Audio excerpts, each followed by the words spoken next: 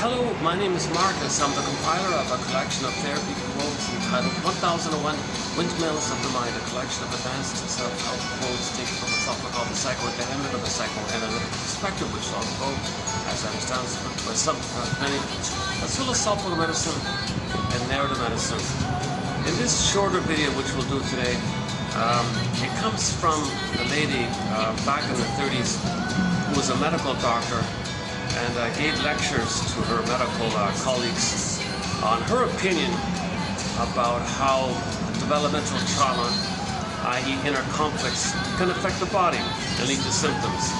And like a lot of people, there's this huge belief that emotional, psychological, developmental trauma can lead, the body can bear the burden. The body remembers, the body keeps score. Every body tells a story like that.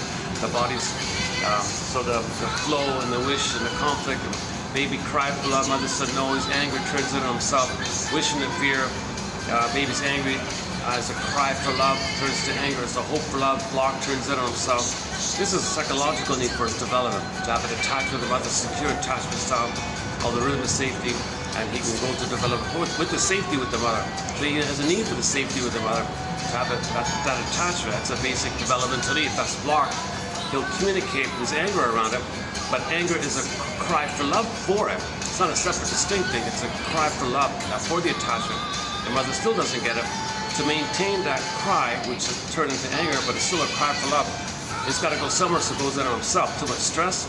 So now he's got this issue where his anger, as a cry for love, like the water hits the bank going in on himself.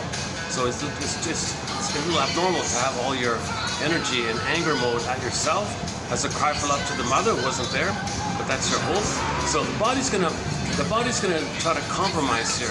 It's gonna try to hold it to keep your hope, but the body's in pain by it. The pain of the body can lead to a symptom of some kind. So psychosomatic symptoms reveal and conceal this kind of issue. Psychosomatic symptoms reveal and conceal. Whereas originally it was kind of open. Baby to the mother, baby was crying for mother's love. Two people kind of natural like that. So it's kind of open like that. But when it's blocked and it turns in, now it's concealed. But it's revealed by the pain. So the pain reveals that it's concealed because it's only one person like that, internally like that. So this is a challenging topic. It's been around a long time and all that. So this lady maybe adds a little bit to it. I'm not really. I'm only going to post just one quote of hers. I can't get into her very dense, heavy kind of attitude or something like that. She's pretty serious. But let's try to learn. Let's try to learn where we can, kind of. Okay, so yeah. Okay, so I've been using mainly the Twilight Zone episode called Howling Man. Because they show you the anger rebounding in, and they show you the image of that with the castle and the guy with the horns. So the baby's cry for love is want to live the love. It's natural. But when mother's not there, mother's for whatever reason cutting tail on her and she's not available like that, baby's with a lot of stress, a lot of tension, a lot of worry, a lot of fear. Now when the fear builds up, there's only so much fear, then it turns to anger. And there's only so much anger the baby can express as a signal. Anger is a signal for love. Anger is a cry for love. Anger is an expression of my needs. Mother, my need is not met. My anger is a cry for love. Mother still doesn't get it. Okay, enter fury, rage. Now at that point, his life force to live love becomes destructive. So interesting, the letters LIV, crunch up, spin around, EV, destructive. But now that destructiveness, he's got these devouring fantasies. Gobbling fantasies, oral rage, oral greed. Now he's in a desperation to possess the breast, control the breast, got destructive life. Mother still doesn't get it. It goes in on himself. Now, when his own energy goes in on himself, the visualization, pre-linguistic, pre-verbal, imaginal, primary process thinking, primary mentation. There's no language there. So the fantasies come about in the form of images. Image of the baby's anger turning to rage at himself. Poof, monsters of the id monsters. Take your pick. All throughout folklore and literature, you had a symbol of this cry for love turning to anger, rebounding in on itself, hurting itself. So that's so in the Howling Man, it was called the Howling Man, the guy with the horns. Devil, Satan, Beelzebub, Medusa, Cyclops, wicked queens that want to eat you. Any kind of image It could be like a vampire squid, it could be half human, half animal. It doesn't matter, any kind of entity that's the rage wants to gobble you up. Okay, that's just a picture, a symbolization, not real, but it's kind of visualized in the fantasy mode of the baby's fantasies of rage want to take him. It's the baby's desire in rage to take him, and the picture reflects that, and it's going in on himself. So so the system's overwhelmed. So in the Howling Man, the guy was in the room in the castle. That's what it meant. The castle was the body, the Howling Man was the anger, and it going in, held inside. And like the narrator said, it's got to escape. It's in there, it escapes, it's in there.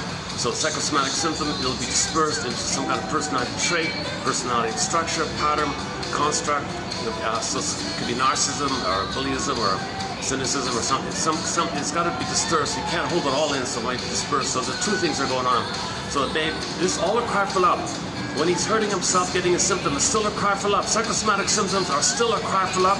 His negative traits or personality features are still a cry for love. So if this is the issue that the baby's cry for love is a cry for attachment, so you can have attachment. Baby wants a secure attachment, so he goes through the developmental process, because when he's born, he's got a budding beauty, an emerging self, a sensitive self. When he feels safe, it blossoms and it stays with him, feeling real and alive. He wants to feel real and alive, and that's his embodiment, his core I, authentic I, real I, true I. And from this I, you have all the capacities of having an authentic I. And there's a whole long list about it. So I feel joy, I can admit a loss, I can more losses. I feel bad, I can apologize. I feel gratitude, I feel empathy. I feel the willingness to share mutuality. You're in the present kind of reality. You feel for yourself, so you know how other people feel. That's a concern. There's a whole long list of capacity. You know, it's an ecobody which you express called the blue jay, the bluebird of happiness, for something like that. That's a whole topic on the capacity of real stuff, but need the I, the real I offers that. That's all frozen, suspended. Okay, and you're now, so the suspending of your budding beauty is Snow White in a coma, in a box, like Rapunzel, locked in a tower, okay, or the princess, the symbol of the feeling self, the feminine element, the beingness, the feminine, the moon, the beingness, okay, the eye like that. It's symbolized like the quote-unquote animal of the soul, so princess morphs away. I mean, she can morph into a bird and fly away, She can morph into a fox and run away. Or the earth opens up, she gets pulled down. So the imagery refers to the person not having that access to the feminine. The princess is exiled. So in the fairy tale, when the princess isn't lost in the forest, there's problems in the land.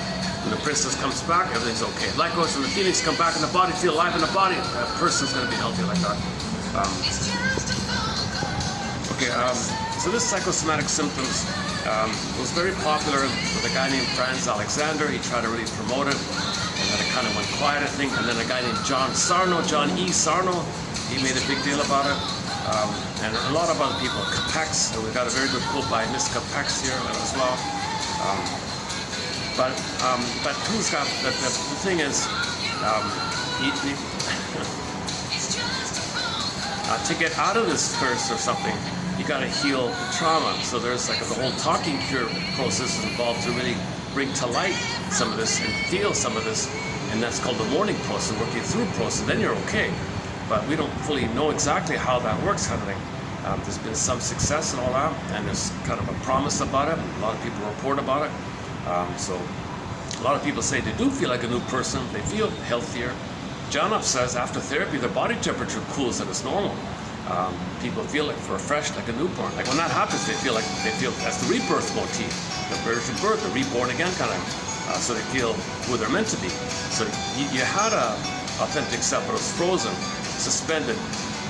Now you create a scaffolding, a defensive structure. So you search for symbols of others, it's not going to happen. You got to do it again. Repetition, compulsion, hope for a better past. All dysfunction is hope for a better past. Repetition, compulsion, repeating what happened, hoping for a better past. Symbolic acting out, hoping that some kind of symbol of others would actually be mother.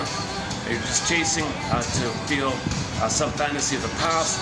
Chasing for the past, Sisyphus, Clegos, Santana, hamster wheel, etc. Tantalus as well. So when there's trauma, we repeat, hoping for a better past. Dysfunction is to hope for a better past. Yesterday's video at the little park there, I went through some of it. If you go to the first hour or first maybe just 40 minutes of the last video, you'll get a pretty good, clear, quick overview of that point about psychic masochism and the rigmarole and The rescue station is the dopamine for a symbol, which triggers the past, which you feel better above the pain that you're feeling. Chase again, dopamine, the trigger. You use something like oral fixation. The symbolic mother, the cookie or the food or material, whatever, it's just there to remind you of the mother. If you're reminded of the good old days when you were one with the mother, the blissful feelings come up over the pain you're feeling. It goes down, the stress is still there, you got to chase and do it all over again. This is the misery machine or the rigmarole. And we can't know this kind of setup because it's very hard to identify this phenomena that when the baby's anger hit himself, he's in a lot of pain. How is he going to cope with his own anger attacking himself, his own energy, crying for love, turning anger, rage at himself? How is he going to deal with this? Okay. Now, Berger's theory is the pain of this is going to compel the brain to flood dopamine. Dopamine's chase.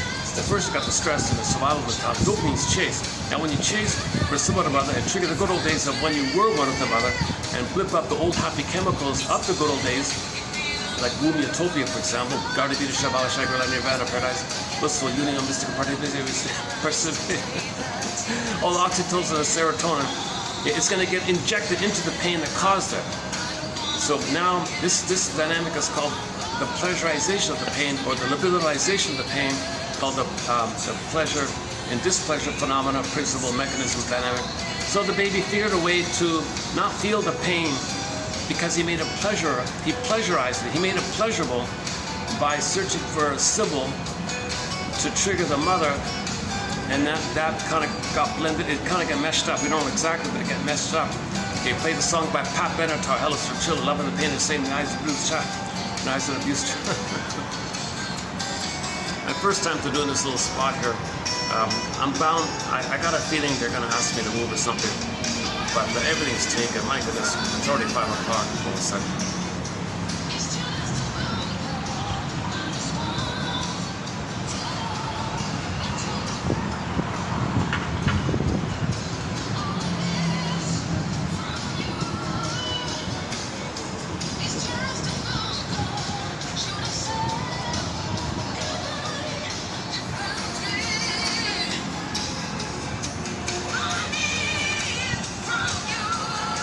This is a little used level of a newer mall here, but let's see how it goes. All right, I was lighting it. I can barely see. It's all that's that bad. That's better, right? Okay.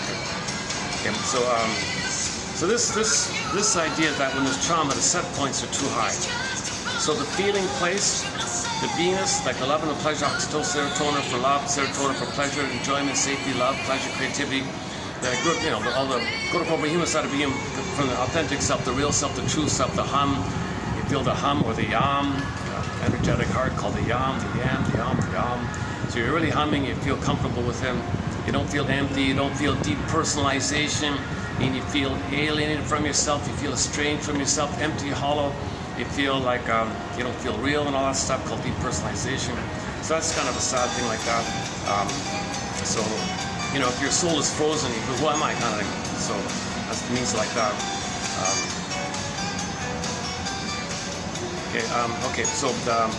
So in trauma, the proper connection to ourselves is sort of suspended.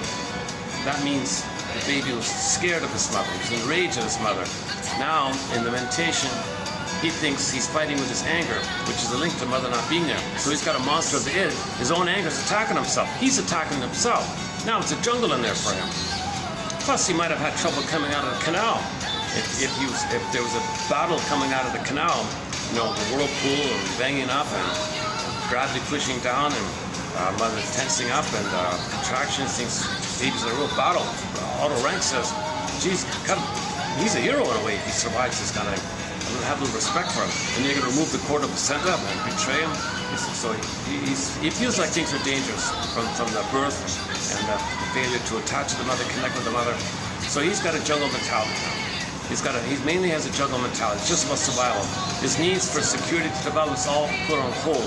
And he's just fighting with the mother in a state of timelessness, waiting and waiting, repeating, waiting and waiting, repeating, hoping for mother's response. Because that part of the brain does no time. And there's no hippocampus to record the trauma. All he knows is pain, reach for mother. Pain, reach for mother. Not knowing that he's a love fugitive from the love that he seeks. Why is he a fugitive? The theory here is when the baby's in pain, to get along with the mother, like to diplomatically get along with he wants a harmonious relationship with the mother. He wants to get along with the mother, obviously, but he's feeling pain. So he just concludes. He makes a conclusion that he must have done something wrong. Mother de mise needs. Is he unwanted, shame, defective, unwanted? So that's what he did wrong, not being what the mother wanted. But gotta have the hope. Maybe if he's perfect, maybe he's a good boy, maybe one day or something. So he's gotta believe that he's defective, no good. So he feels like a criminal. So now he feels like a fugitive, running from the mother, but searching for her. He doesn't know that he's running away from her while he's searching for her, because there's no memory of mother hurting him. All he knows is that he searched for her. But the fact that he's searching for her means he was hurt by her. Searching, now you got the Sisyphus kind of thing, Sisyphus, Santiana, etc. Okay, now so all repetition compulsion is hope for better past. The Tantalus image is pretty good, specifically for weaning trauma. Apple is pulled away, nipple is pulled away. Tries again, pulled away. Tries again, pulled away. So in the myth, he reaches up, the wind blows the branch, the apple or the cherry, whatever, pulls away. Reaches up again, pulled away. Reaches up, so the apple could be an overall symbol for the mother. But actually, Fairbairn says the baby sees the mother fully in the beginning in normal conditions, but in stress, he can't see that. He's got to focus about the breast mother. But if it's very stressed, he might be just focused on the nipple, the apple like that. So usually he misses the apples, the nipple like that. But it means the mother. But at the starting point, when it's trauma, it could be the nursing time, the nipple time. But normally we say weaning trauma, the mother pulled away like that. That's the whole topic on weaning trauma. So go to the front cover album of Shakira, the pop diva Shakira, volume number 2. You see the image of weaning trauma. So they have the tree standing for the mother, yeah, and you put the baby there, and the apple is pulled away. The mother pulled it away, baby's reaching upset. So typically, if the fruit is pulled from the tree before it's ripe, it'll be bitter. Yeah, right? So likewise, if the baby's weaned away from the mother, he'll be bitter. He'll be narcissistic, have a hostility like that. And then he'll be kind of cursed like that, jinxed like that. And his lifelong anger is always a lifelong cry for love. So he might be narcissistic his whole life, but so he feels entitled, feels greedy, but it's still a cry for love. But it's insatiable. Greed is insatiable because it's no symbol of mother post-critical wiring time is actual mother.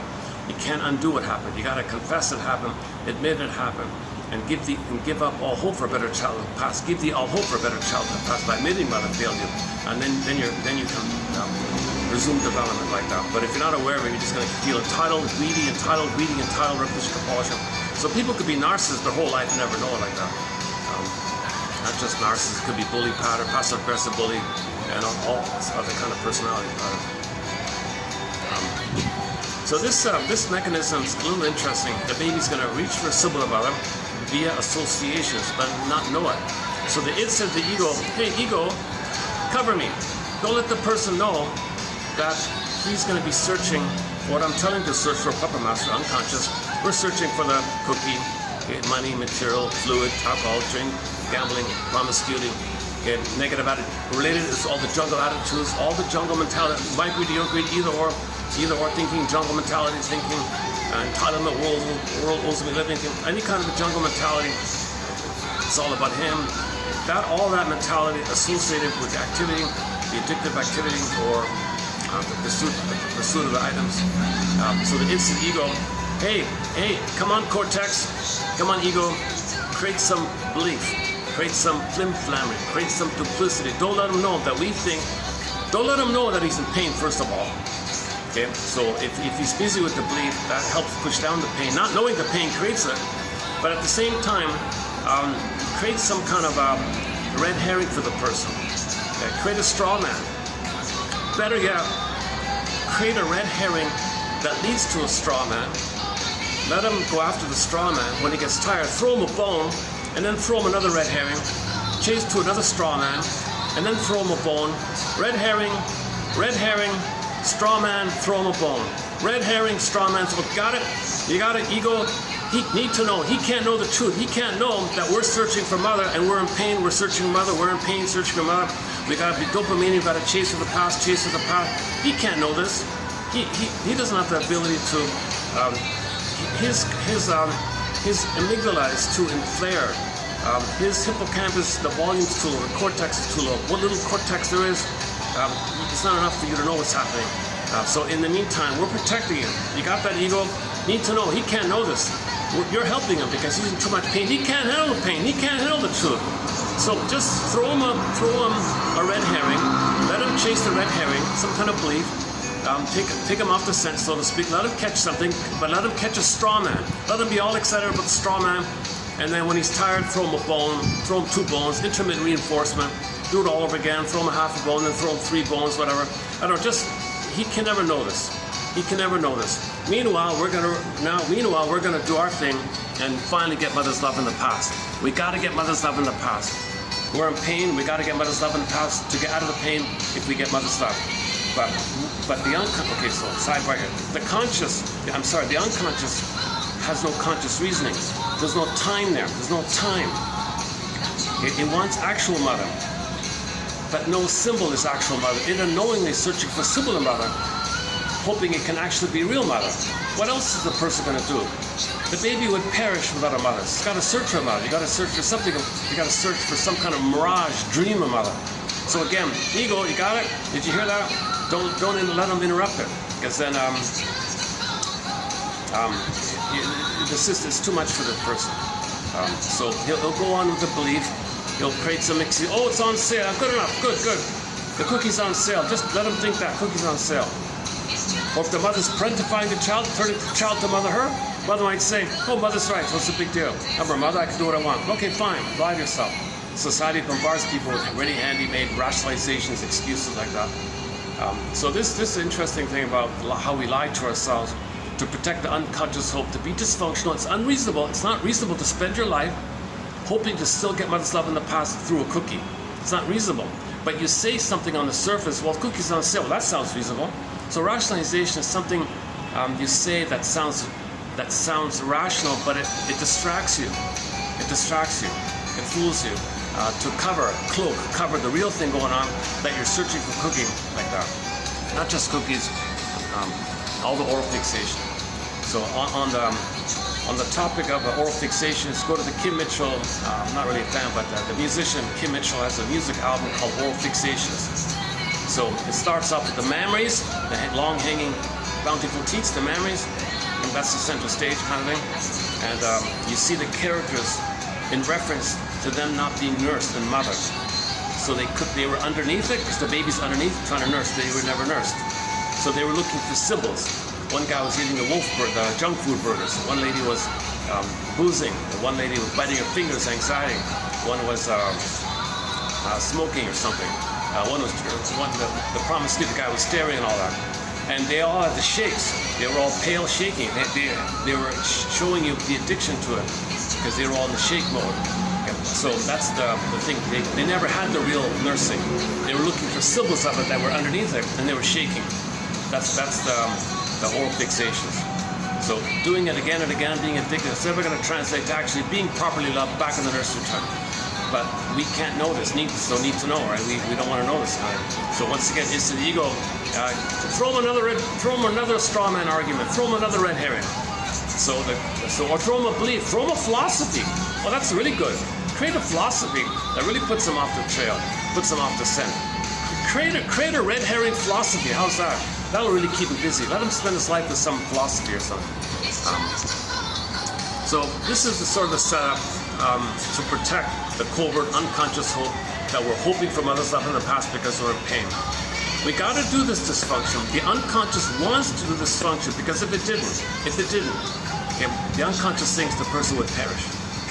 So if you do a step back and you see anybody doing something dysfunctional, something you don't like, something foolish, something neurotic, you got to think it from the point of view that their unconscious wants it that way, because their unconscious believes that if the person didn't do that annoying thing that you think is annoying or silly or whatever, that their unconscious believes something worse would happen, that they would perish if they didn't do it.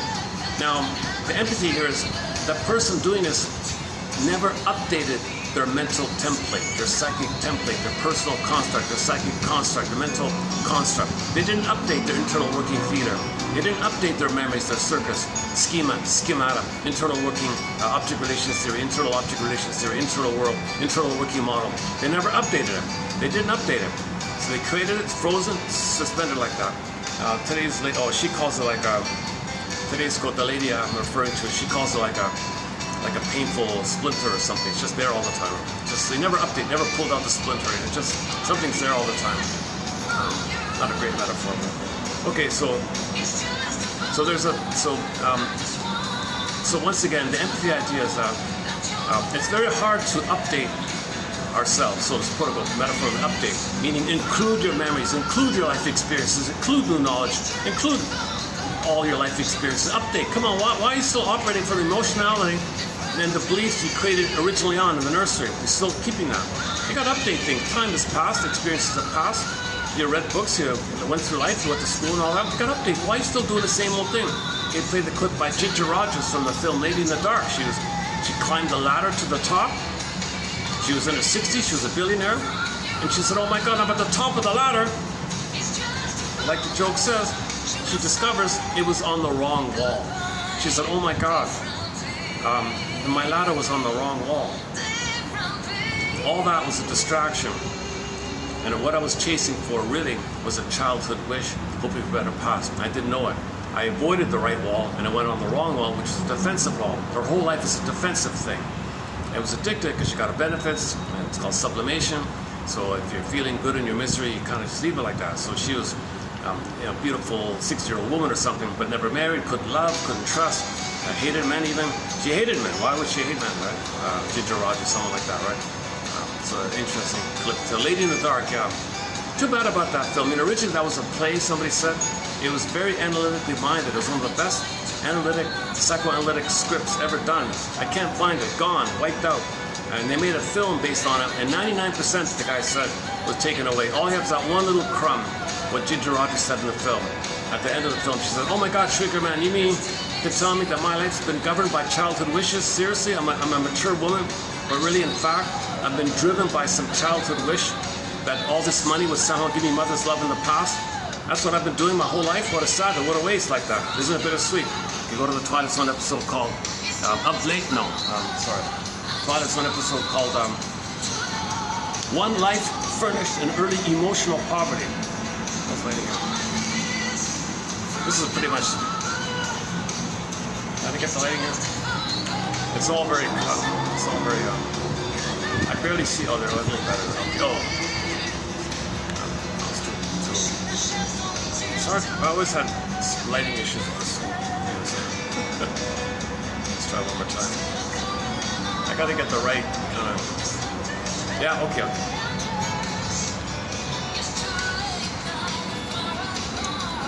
If I can, hopefully I'll get up to the park tomorrow, let's see, and maybe I can redo some of this. Okay,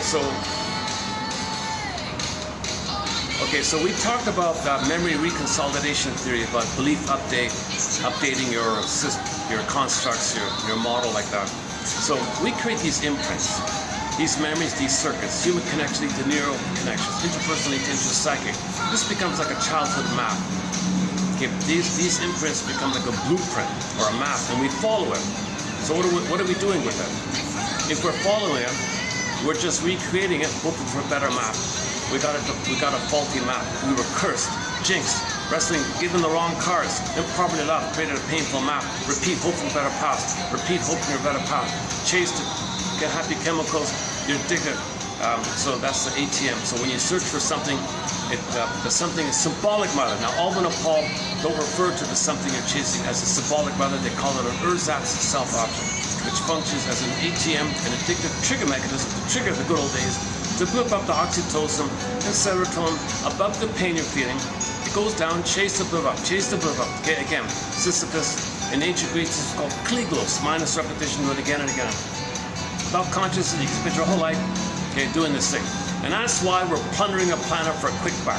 We're destroying the planet, gobbling up the planet for a quick buck, because we're not aware of ourselves. So know thyself. So they were right on. Know thyself. It was graved in stone. Come on, people, know yourself. They chiseled it in the mountain or whatever it is. Know thyself. So we've been. So this is an ongoing innate drive to heal like that. So consciousness is the key kind of intermediary tool we have to heal. Nature heals us, but consciousness creates the basket for the healing to take place. Psychoanalysis looks for an egg, like the rebirth, the potential, new life, the feeling, in a basket, but the basket's missing. We gotta eat it, but that's our part. We do the basket part, nature does the rest kind of thing. That's the rebirth motif. So we don't control that, but we set up the conditions for it. Nature does the rest kind of thing. So we gotta cooperate with this innate drive for healing, this push for healing. So in that memory reconsolidation theory, just quickly, Ecker has the theory. I had a huge question mark on it, but it kind of sounds a little interesting. But he says if you can juxtapose and hold in your mind how you consciously don't like the symptom, spending your time doing the same thing over and over again, you don't want that, right? But you know at the same time your unconscious does want it, because if it didn't have the symptom, something worse would have happened. Now you're facing all the grief, the reality, why they failed me, why they betrayed me, something worse would have happened? Oh my God, you mean really, mother failed me that much? And I'm doing this dysfunctional thing which I don't want because of that? If you can hold things, and on the other side, you gotta like maybe think about your life experiences where maybe, what would life be like if I didn't have the symptom? That kind of brings stuff up. So you imagine, he calls it symptom deprivation fantasy exercise. You imagine not having a symptom, kind of brings it to your attention. Yeah, you can free associate by using sentence stems. You know, if I did this and then, or so you imagine the day not being an emotional. Let's say the person's a smoker, so you imagine the day not being a smoker. If I spend a day without cigarettes and then, let's just see what comes with free association, a fantasy of not having the symptom, or assign the symptom to bring it to your attention. You want to bring it to your attention that on the one side you don't want it, but on the other side you're doing it because your unconscious wants it, in response to the unconscious believing that if you didn't create the symptom, you would have perished. So empathy for your unconscious self, empathy for yourself, empathy for yourself. That you as a child, you were a genius to figure something out. Huge cost, of course, hurting yourself, negative towards others, but it's like holding the thing like that. It's kind of like, that's what they call a compromise formation.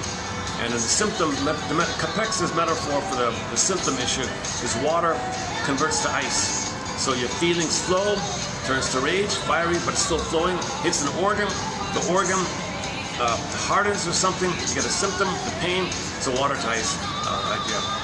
Ballpark metaphor like that.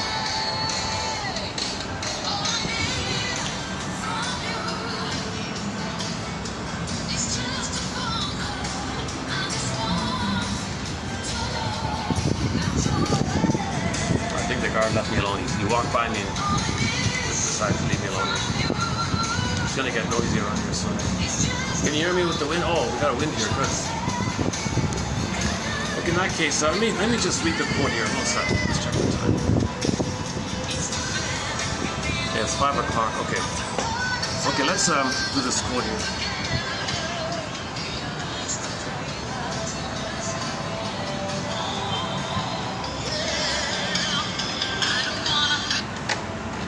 Oh, yesterday we found a nice channel, a nice new channel from Radio Garden.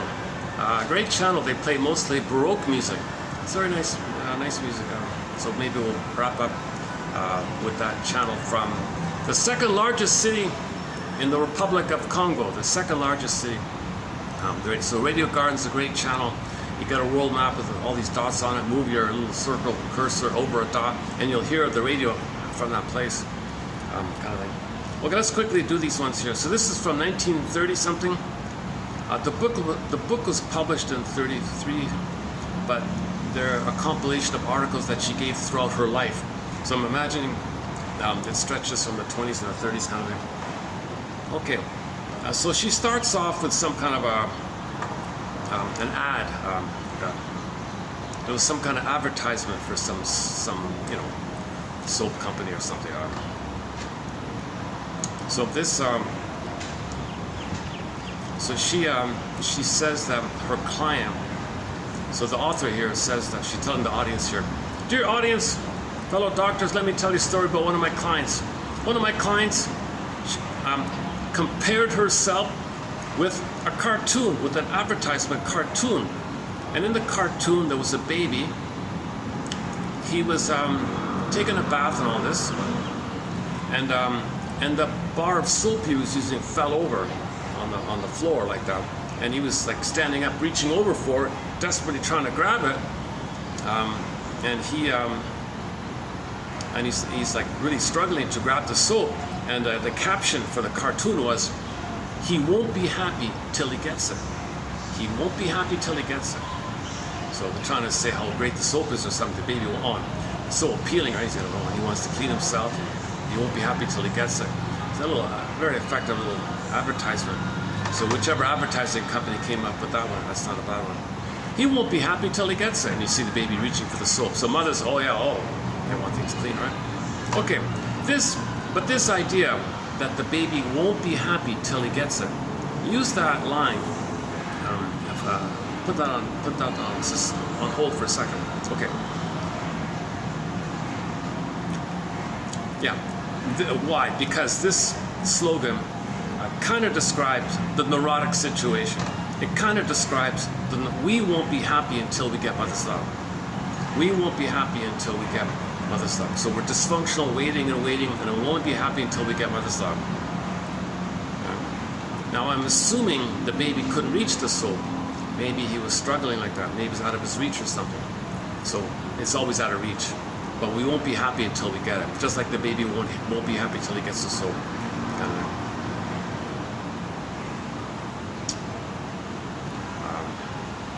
Turns out to be a highly chemical, unhealthy product. But this, anyways. Okay, this is indeed the neurotic situation. They simply will not take any substitute for the original pleasures which were denied them.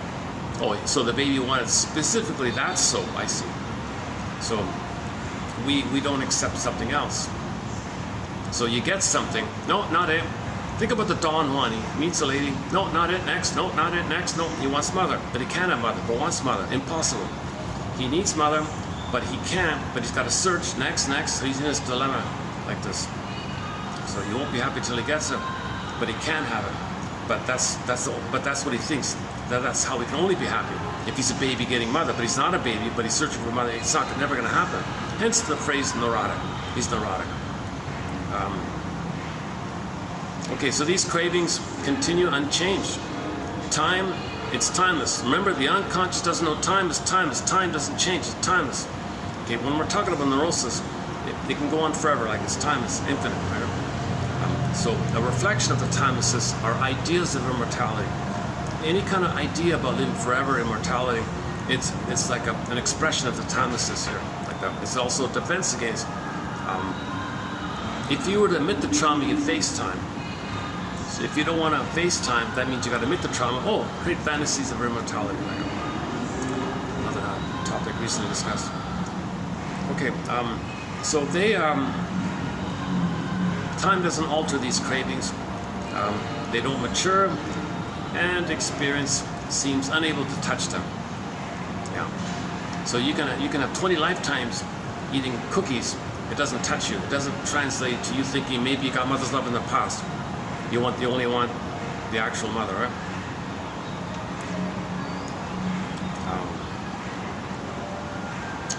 They remain embedded in the unconscious like fossils. Like fossils shut off from the air, retaining their old form. Yeah. Okay, so archaeology, you find a fossil, it's kind of it's still like that, right?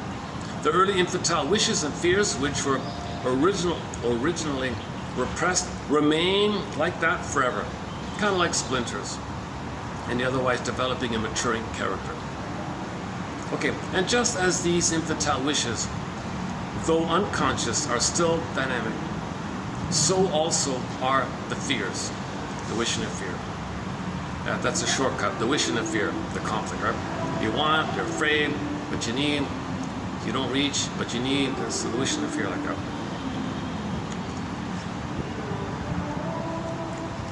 These two have never been seen through and outgrown. Okay, this is the personal construct, the imprint. The imprint is the blueprint. It's never been updated. If you don't update it, it can live forever like that in your whole life. Right? So the guy in the nursing home, he said he feels like in the nursery. The guy's 80, barking at the ladies. He feels like he's in the nursery. That they're his mother. He's enraged, like the lady, poor lady. Why is he so angry at me for? Unconsciously, he's coming up to him like that. Now his life buried it. Like his defensive lifestyle buried it, but when he was sick in the hospital, it kind of comes out, right? A lot of dysfunction just kind of masks it like that. But when you get older, kind of... Okay, hang on, where are we here? If now at some time or another the repression weakens, like when you're getting old, if the repression weakens, for example, getting older, those repressed infantile wishes and the fears which are bound up with them may force their way back and gain some kind of indirect expression in the form of the old man barking at the nursing assistant, or some symptoms, physical symptoms.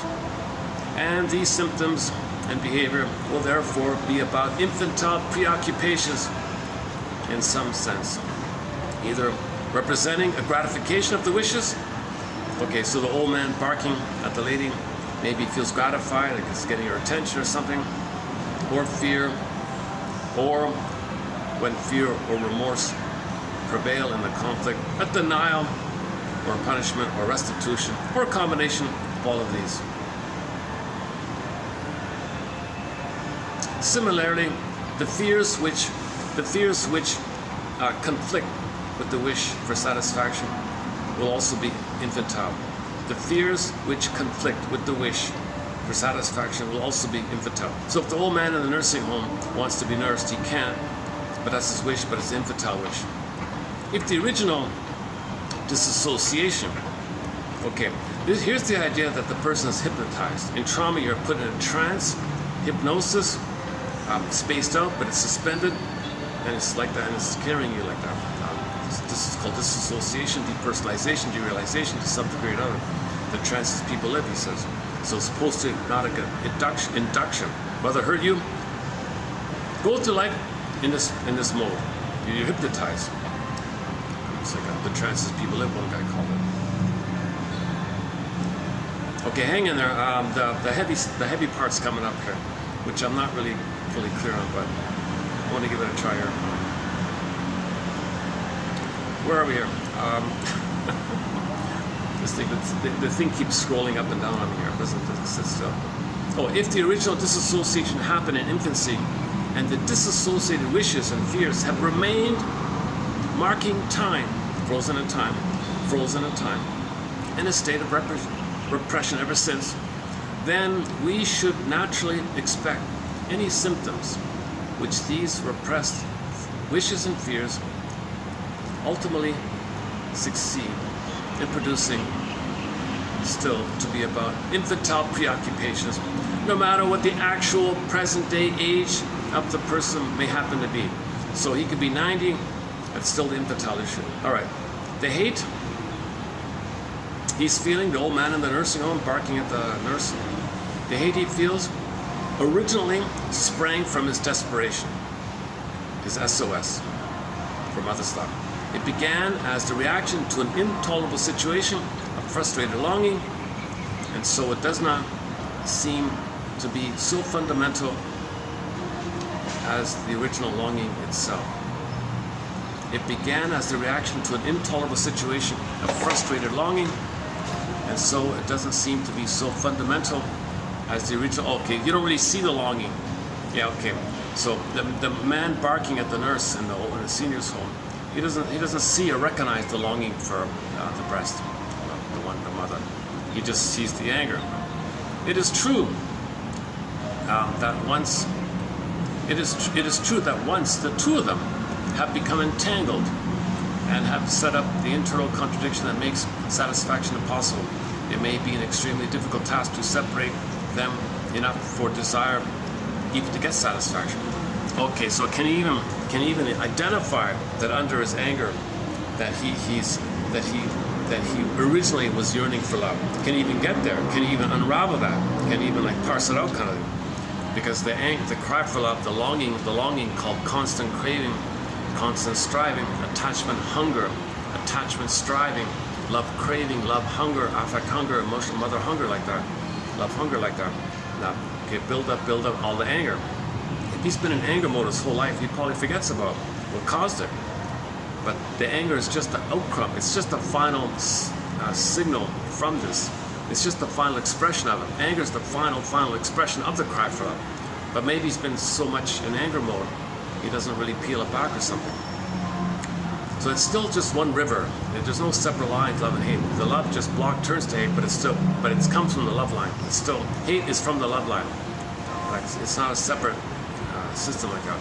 Because the source point is when the baby's born, he's reaching for mother. There's no other drive, there's no other thing he's looking for. Everything is for the mother. Life force is object seeking, Fairbairn said.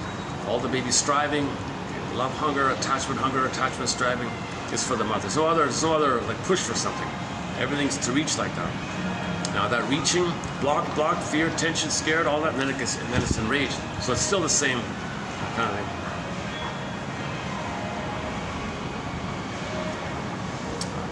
Yeah, it's gonna get dark here soon anyway, so let's keep going here.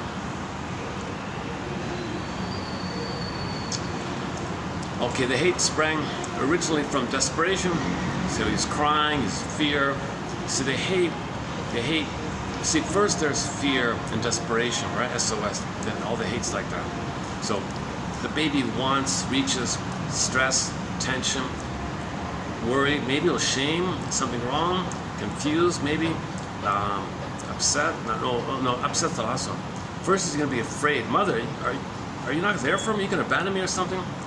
Now that fear snowballs and builds up, then it's the anger. The anger is the hate, okay?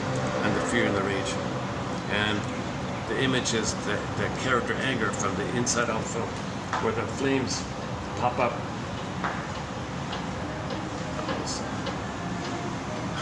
Someone just took a photo of me.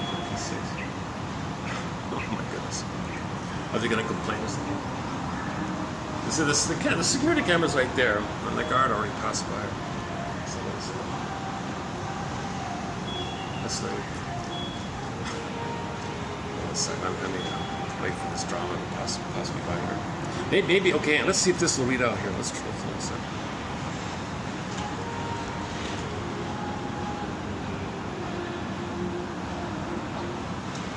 It's not reading out.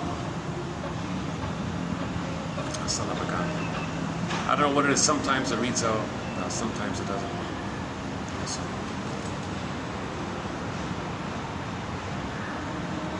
Well, if they were complaining, they could have just told me what it was. But okay, whatever. All right. Jimmy. Everybody's filming everybody. It seems. Okay, let's try this again.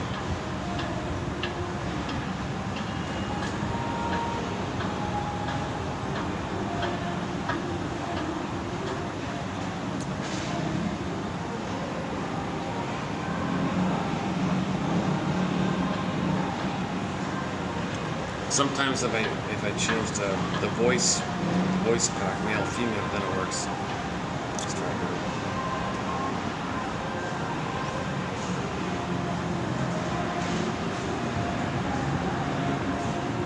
She compared herself with the cartoon of the baby in the bath howling for the lost soul, underneath which is written, "You won't be happy till he gets it."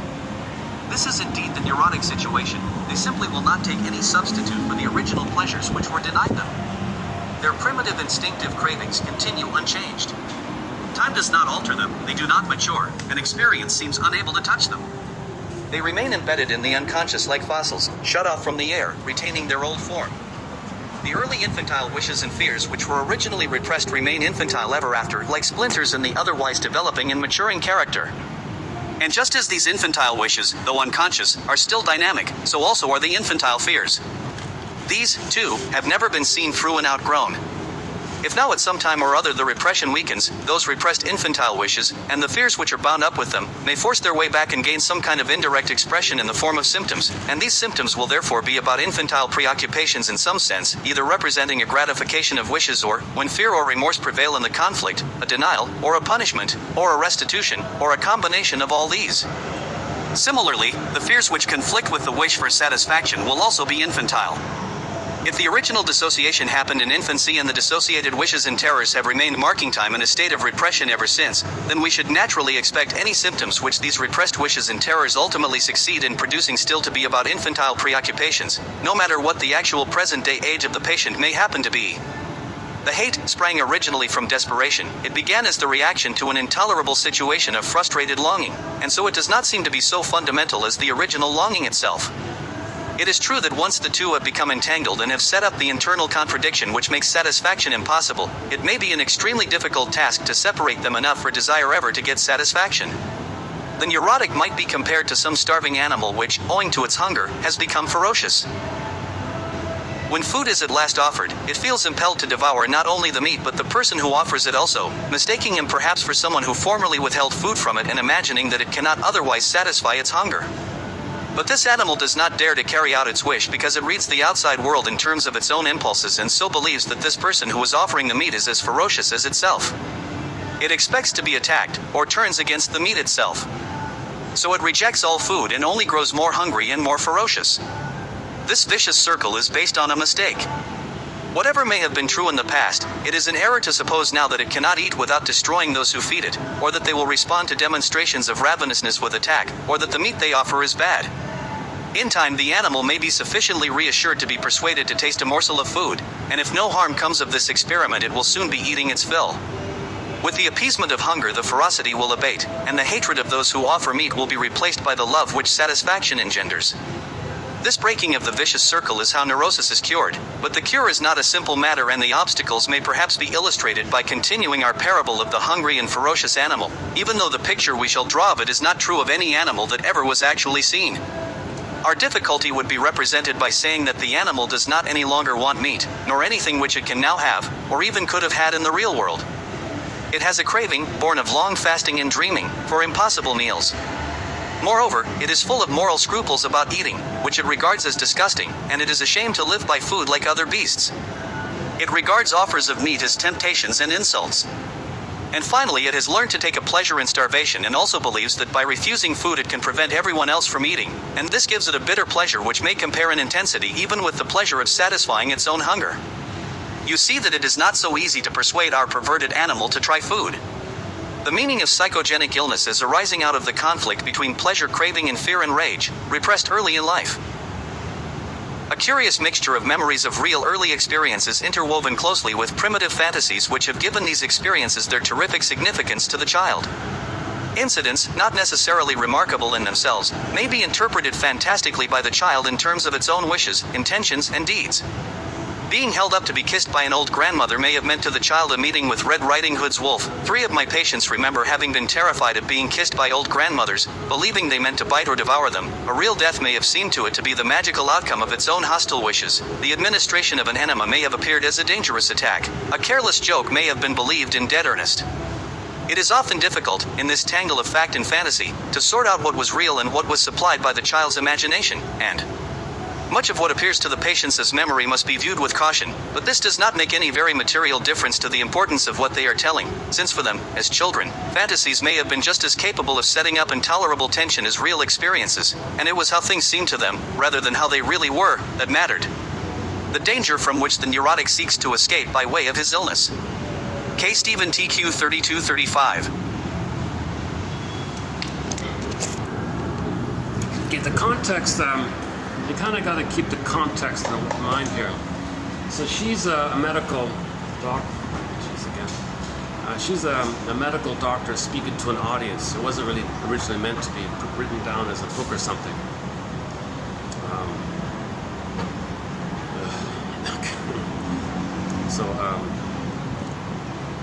I don't know. Maybe they're regulars and I'm new here. They're freaking out or something. So she's trying to speak in an emotionally provocative way to get their attention. You know, she's a female doctor, probably speaking to an audience of male doctors, so she's trying to be maybe a little powerful or something. Anyways, what she tried to do, I think, is create a parable. She just tried to create an imaginary animal-like situation, just to get their attention or something. It's not literal like that. You don't really like he said, you don't see that really in the animal kingdom. But she was trying to create what I would have thing in the animal world as a bridgeway to look at neurosis. So it was just a tactic on her part. Whether it works or not, I don't know. But I wanted to give it a try here. So let's. Maybe I should move or something. Got a little commotion to my side here. Oh, Jesus. I'm kind of lazy. I'm feeling a little lazy here. My goodness.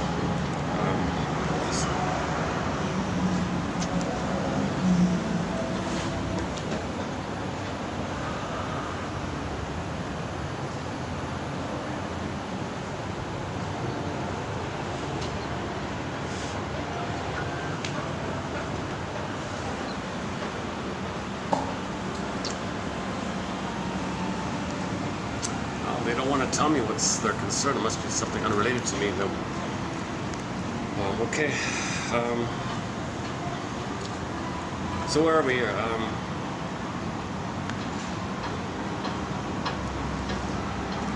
Okay, so let's jump to this part about her animal metaphor here. Okay, the neurotic. So here it is here. The neurotic might be compared to some starving animal, which, owing to its hunger, has become voracious. So the animal didn't eat for a long time. He's voracious. Ferocious, pardon me. Oh, he's ferocious, pardon me. My mistake here. Again, the neurotic might be compared to some starving animal, which, owing to its hunger, has become ferocious. When food is at last offered, okay, because he's been waiting and so starving and he's ferocious, okay, the lion or whatever feels compelled to devour not only the meat, but the person, the zookeeper, let's say, the person who offers it. So again, this is just a made-up parable thing. So she's trying to create some metaphor here. See if you do better. See if you have better luck with it than I am. With me. See if you have better luck with it than I. See if you have any better luck figuring this out. Okay. The neurotic might be compared to some starving animal, which, owing to its hunger, has become ferocious. When the food is at last offered, it feels impelled to devour not only the meat, but the person who offers it also, mistaking him, perhaps, for someone who formerly withheld food from it, and imagining that it cannot otherwise satisfy its hunger. This is the oral rage and oral greed. See, so here's the issue where if the baby might get to the point of his love hunger, he wants to voraciously gobble up the mother. Mother deprived him. He's never satisfied. Gobbles up the whole mother. He's not satisfied. But he thinks the mother's the same as him due to the fusion, so he stops because he thinks mother will eat him. That's her metaphor. Again, the neurotic might be compared to some starving animal, which, owing to its hunger, has become ferocious. When food is at last offered, it feels impelled to devour not only the meat, but the person who offers it also, mistaking him, perhaps, for someone who formerly withheld food from it, and imagining that it cannot otherwise satisfy its hunger. So the lion thinks the meat's not going to satisfy him, right? And here's the vet or whatever, the feeder, and he might be tempted. Because the vet, you deprive me, this little thing, you're not going to satisfy me, so you got this voracious kind of thing going on. Okay, hang on. That's part one. Now this animal we're talking about here, this fictional parable here, metaphor, whatever, this fantasy animal, okay, this made up Twilight Zone. Okay, this Twilight Zone animal does not dare to carry out its wish. Maybe that's how we should preface this. You're entering into the Twilight Zone. Open the door. Beyond sight and sound. Limited only by your imagination. Next stop, Twilight Zone, Otherworld. So this is like an Otherworld. She's doing a Twilight Zone here. I should have started with that. This little example here is a Twilight Zone kind of thing. as a teaching parable. So let's start over here. Okay, you're entering into another dimension, beyond sight and sound, limited only by your imagination. Next stop, there's the door up ahead. You enter into this twilight zone. Play the music, the swirling, okay, the whole thing. Okay, you're in the twilight zone. So you're in the twilight zone. All right. Beyond sight and sound, in this other world. You're in this other world, i.e. the unconscious. Metaphor for the unconscious. In this metaphorical Alice in Wonderland kind of world, okay, there's a neurotic. There's a person. And, no, hang on. There's a starving animal. There's a starving animal. Owing to this animal's hunger, this animal has become ferocious. Finally, food is offered, and this animal is tempted to devour not only the food, but the person who offers it, mistaking the food giver, perhaps, for the person who deprived this poor animal. Because this animal, it's never going to be satisfied. At this point, it's never going to be satisfied. So it's willing to eat the feeder. Twilight zone. Now this animal doesn't dare, it turns out that this animal doesn't dare to carry out this wish because it reads the outside world in terms of its own impulses and so believes that this person who is offering the meat is as ferocious as itself. So it's a fusion thing. What he is, it is. What it is, he is. There's oneness there. So it expects to be devoured. So the animal might even reject the meat. Oh, go away, meat. I don't want you. Because I'll be eaten if I eat this meat. The animal thinks that he'll be eaten if he eats the meat. He's starving for the meat. The animal's starving for the meat, but he thinks if he eats it, the person who gave him the meat will eat him. Like, that's how confused. This is the metaphor for neurosis. This is how confused things are, how fantasies are messing things up for the person, right? How fantasies are preventing our happiness, right? Okay, so we're still in the twilight zone here. So it rejects all food and only grows more hungry and more ferocious. This vicious circle is based on a mistake. Whatever, are we out of the zone here? Oh, hang on, okay, I'm not sure yet. Okay, hang on here. Let's just say we're in the zone still. All right. Let's say the narrator is speaking here. This vicious circle, so let's say Rod Serling is speaking about the zone. We're still in the zone here, and the narrator says, this vicious circle is based on a mistake. Whatever may have been true in the past, it is an error to suppose now that it cannot eat without destroying those who feed it, or that they will respond to demonstrations of ravenousness with attack, or that the meat they offer is bad. In time, the animal may be sufficiently reassured to be persuaded to taste a morsel of food. And if no harm comes to this, and if no harm comes of this experiment, it will soon be eating its fill. With the appeasement of hunger, the ferocity will abate, and the hatred of those who offer me will be replaced by the love which satisfaction engenders. This breaking of the vicious circle is how neurosis is cured. But the cure is not a simple matter, and the obstacles may perhaps be illustrated by continuing our parable of the hungry and ferocious animal, even though the picture we shall draw of it is not true of any animal that is ever actually seen.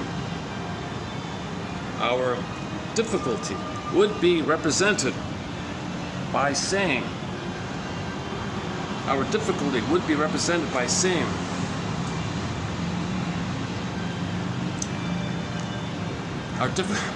our difficulty would be represented by saying that the animal does not any longer want me, nor anything which it can now have, or even could have had in the real world.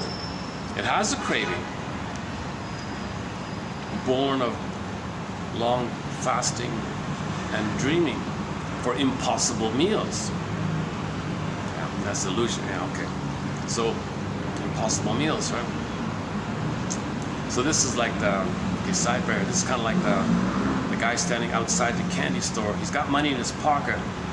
He's got money to buy the candy, but he can't go in to buy the candy, but he just looks at it through the glass window.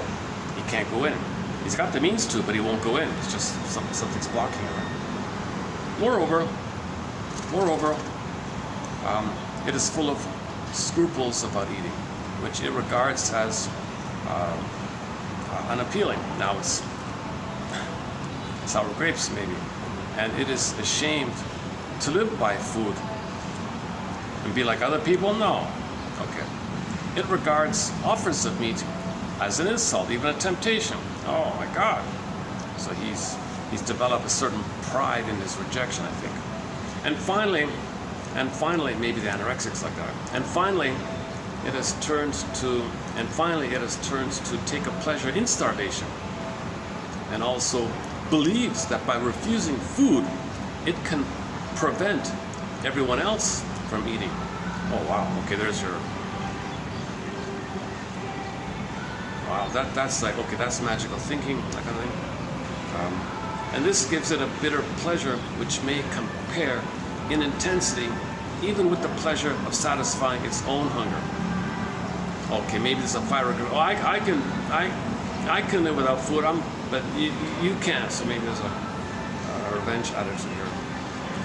You see that it is not so easy. You see that it is not so easy to persuade this animal here, this quote-unquote perverted animal, to try food. The meaning, okay, in conclusion, the meaning of psychogenic illness as arising out of the conflict between pleasure craving and fear turning to anger, repressed early in life. The wish and the fear. The wish and the anger. Actually, it's the craving and the rage, right? The craving and the rage repressed. Neurosis is the petrification of an infantile conflict of craving and rage repressed. Neurosis, so to borrow Edmund Berger, his line is, neurosis is the petrification of an infantile conflict that's repressed. Maybe we can borrow it. Neurosis is the petrification, the freezing, the trance freezing, is the petrification of an inner conflict of love, starvation, and ferocity, rage, frozen, repressed early in life, pressed on a record, frozen inside like a splinter, she said. Or a fossil, or an imprint, loop, imprint.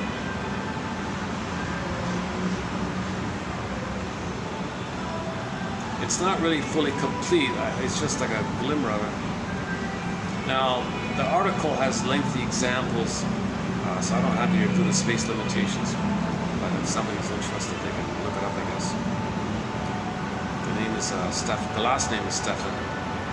Miss a lady, K-A-R-I-N, last name Stefan. Never heard of her before, just found her this morning. Another odd woman. That's the second odd woman in a row we found. Yesterday was the Tiffany lady, the granddaughter of the last Tiffany girl, the granddaughter of Tiffany. She went to see Mr. Freud to get psychoanalyzed. She dumped her husband. Mr. Freud, please help me. And the strange thing was he let her live in their home, and that woman and his daughter fell in love, became a couple for 54 years. They were partners like that. I didn't know, we heard about his daughter being single, but that's not true. They don't openly advertise it. They called her a Boston something like Boston marriage or something. It's there, we all know it, but nobody says it openly or something like that. Something going on, everyone knows, but no one ever says it. So in that community, they all knew that.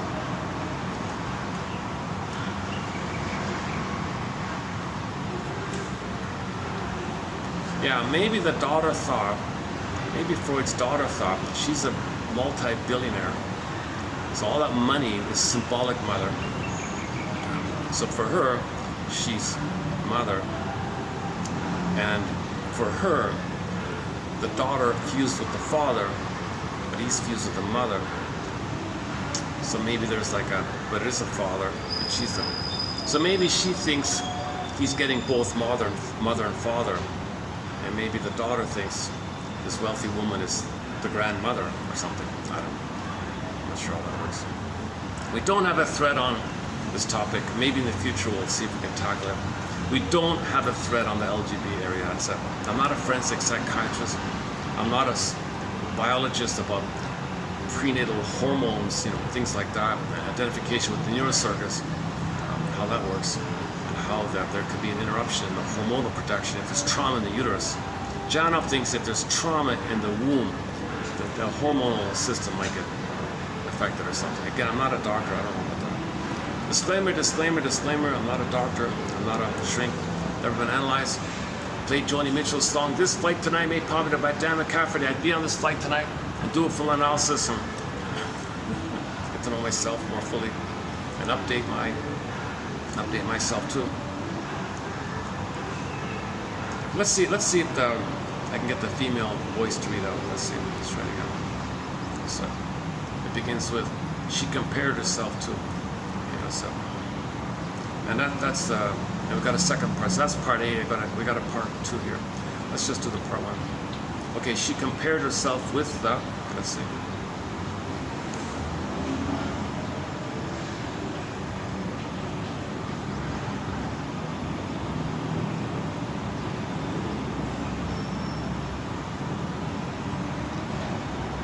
See, it shows it's playing, but like there's the pause button, but it's not reading it out. I don't know why it does that. I've been struggling with the audio readout of this. I'm using a really simple kind of elementary basic. This was one of those discarded kind of phones or something. So, it still isn't. Stop doing it.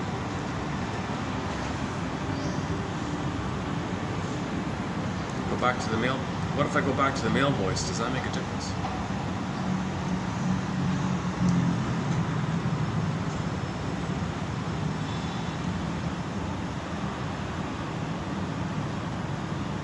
She compared herself with the cartoon of the baby in the bath howling for the lost soul, underneath which is written, "He won't be happy till he gets it." This is indeed the neurotic situation. They simply will not take any substitute for the original pleasures which were denied them. Their primitive instinctive cravings continue unchanged. Time does not alter them, they do not mature, and experience seems unable to touch them. They remain embedded in the unconscious like fossils, shut off from the air, retaining their old form. The early infantile wishes and fears which were originally repressed remain infantile ever after, like splinters in the otherwise developing and maturing character. And just as these infantile wishes, though unconscious, are still dynamic, so also are the infantile fears. These, too, have never been seen through and outgrown. If now at some time or other the repression weakens, those repressed infantile wishes, and the fears which are bound up with them, may force their way back and gain some kind of indirect expression in the form of symptoms, and these symptoms will therefore be about infantile preoccupations in some sense, either representing a gratification of wishes or, when fear or remorse prevail in the conflict, a denial, or a punishment, or a restitution, or a combination of all these. Similarly, the fears which conflict with the wish for satisfaction will also be infantile. If the original dissociation happened in infancy and the dissociated wishes and terrors have remained marking time in a state of repression ever since, then we should naturally expect any symptoms which these repressed wishes and terrors ultimately succeed in producing still to be about infantile preoccupations, no matter what the actual present-day age of the patient may happen to be.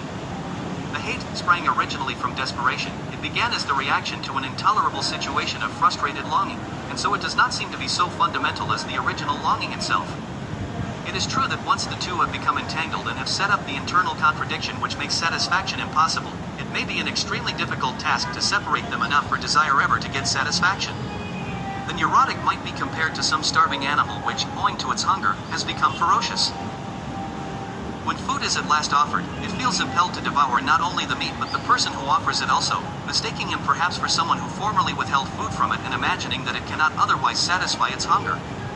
But this animal does not dare to carry out its wish because it reads the outside world in terms of its own impulses and so believes that this person who is offering the meat is as ferocious as itself. It expects to be attacked, or turns against the meat itself. So it rejects all food and only grows more hungry and more ferocious.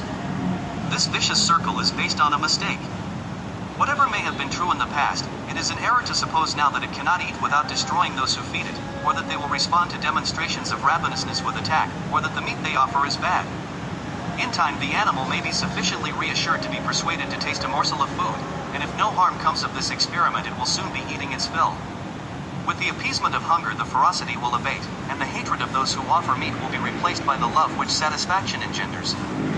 This breaking of the vicious circle is how neurosis is cured, but the cure is not a simple matter, and the obstacles may perhaps be illustrated by continuing our parable of the hungry and ferocious animal, even though the picture we shall draw of it is not true of any animal that ever was actually seen.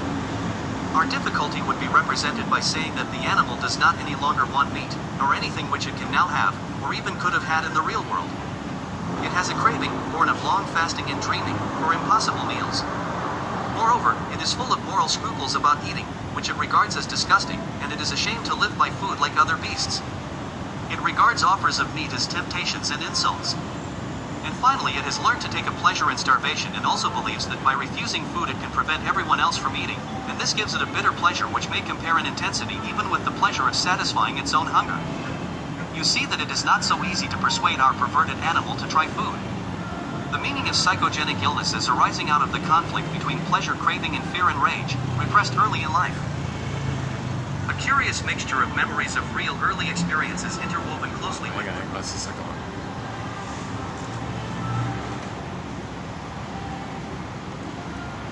So the key part is projection, right? That parable, the animal has identity diffusion. He thinks the other one is him. So he thinks he's eating himself, so he won't eat because he'll eat himself. Projects his voraciousness onto the other one. And if he eats the food, well, the other one's him. He's eating all of him. He wants to eat all. The fantasy of the giver wants to eat all. So he's suspended like that. So he's starving, shuts down, reaction formation, takes pride. I don't need food. I don't want food. Sour grapes, sour grapes, sour grapes. Oh, see, look at me. And maybe others will be that. Maybe others will get the idea. I'm right and they're wrong. Oh, don't offer me food. What an insult. How dare you? Deep inside they want this kind of thing. Okay. I'm not sure if I have anything to add to it here. Okay, then the second quote here. This one's just about. This next one's the theory a lot of shrinks have, that babies do have fantasies, and it can affect the person if you believe your own fantasies like that, something like that. Okay. A curious mixture of fantasies, like that monster of the id in your mind. That's your anger. And there's a monster there. That's a fantasy. You're getting a symptom because you believe the fantasy. You are angry, but why are you hurting yourself? If mother didn't get the signal that you're angry. Okay, so everything's on hold. Then you gotta, like we've been saying, gotta find a way to process it by finding a caring witness. Grief is healed when it's witnessed by a caring other. A curious mixture of memories of real early experiences, interwoven closely with primitive fantasies, which have given these experiences their terrific significance to the child. Incidents, not necessarily remarkable in themselves, may be interpreted fantastically by the child in terms of their own wishes, intentions, and deeds. For example, being held up to be kissed by an old grandmother may have meant to the child a meeting with Red Riding Hood's wolf. 3 of my patients remember having been terrified by being kissed by their old grandmothers, believing they meant to bite or devour them. If there happens to be a real death in the siblings, maybe they caused it. A real death may have seemed to it to be the magical outcome of its own hostile wishes. I heard examples about that. The brother passed. She thought she created it, and she felt terrified of her jealousy and envy and all that. The administration, or if the child gets an enema, the child may perceive it as an attack. A careless joke may have been believed in dead earnest. So just a silly joke, the kid believed, oh my God. If the parents make some kind of violent joke, they're just joking. Like, oh my God, the kid might believe it. It is often difficult in this tangle, in fact, fantasy, to sort out what was real and what was supplied by the child's imagination. Okay, sidebar. So burglar has a thing called the baby's fears. If the mother rough handles the baby, like handling the baby like that, roughly, the nightmare would be like the laces image in Snow White with the laces. The mother grabbing the kid maybe a little too tightly. He thinks he's being strangled, like the laces, too tight with the laces. If the mother's stressed when they're feeding, poison apple. The child feels the cortisol in the mother's milk. The mother's cortisol in the milk, he's getting it, nipple, poison apple. He thinks being poisoned maybe. Mother's maybe when she's combing the child with a comb and she's angry, maybe that's the damaging comb, the hurtful comb, angry thoughts like that. Or the thinking harshly with her behavior in the combing.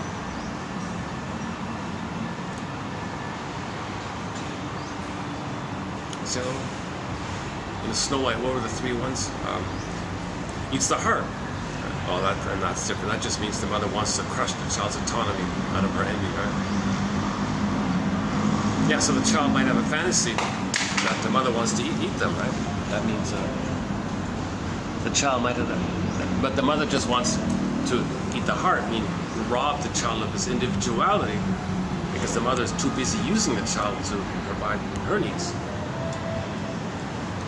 So she wants to crush the child's autonomy because the child wants narcissistic supply. Hey, what were the 3 again? The apple, the laces, the comb. Oh, that's it, right? Oh yeah, burglar has the thing about, he has a list like as well, like that. The rough handling, that's a gruesome one, with the rough handling.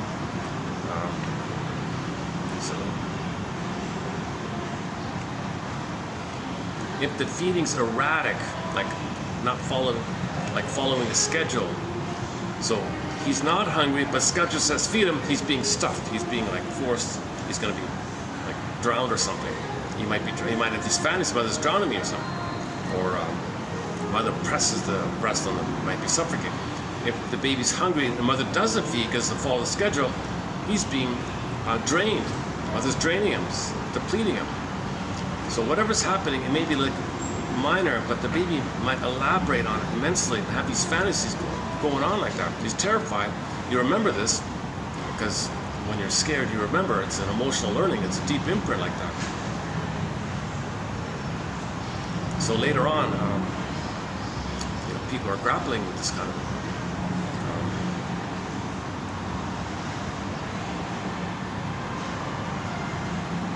On a related sidebar, there was a child who was being hurt at home and all this. He went to some kind of social function, was hiding in the corner. Some woman came over, a motherly kind of figure came over. You can talk to me, what's going on here? He was terrified to speak. after a long period of patience and time, the child blurted out, "Farmer shot the dog." Now there is no farmer nearby, and he doesn't have a dog, but he created like a fantasy thing in reference to he's afraid to say the parents are hitting him or something. He just said it like that. So that's this idea of what's fact and what's fantasy like that. Okay, let's just finish the quote here.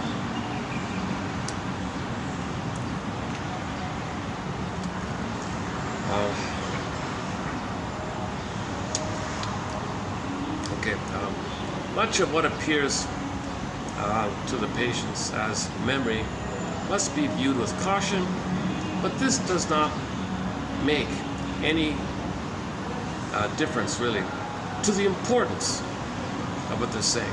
So when the child says, "Father shot the dog," it might not be true, but it's important to him. It's emotionally true. It's emotionally valid for him that he's saying it, but what he's saying is not factual, but it's emotionally real. It's kind of like that, okay? So it's real for him that he's being hit at home. On that topic, we got the Twilight Zone episode, the one about the Doberman Pinscher. So that kid would need to get a dog to protect him. Right?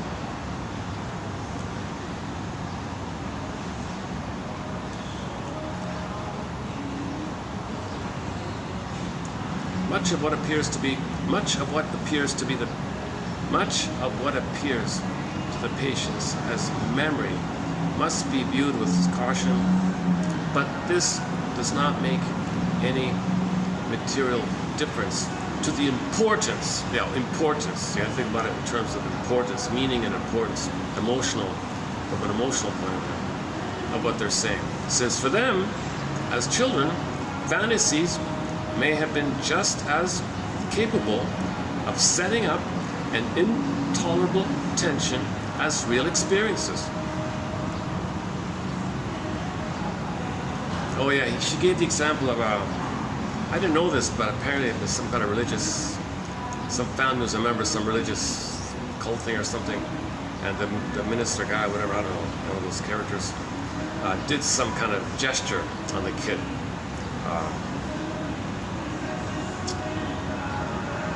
And the kid was terrified by this. And that gesture the cult leader did to the kid, and what he said and all that, terrified the kid. The kid was forever afraid to say anything, afraid to speak up, afraid to voice his needs and feelings. He was just terrified his whole life because of this thing. This happened when the kid was 4, she said.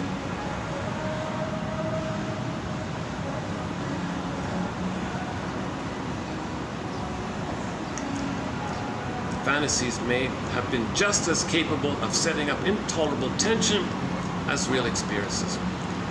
And it was how things seemed to them, rather than how they really were, that mattered.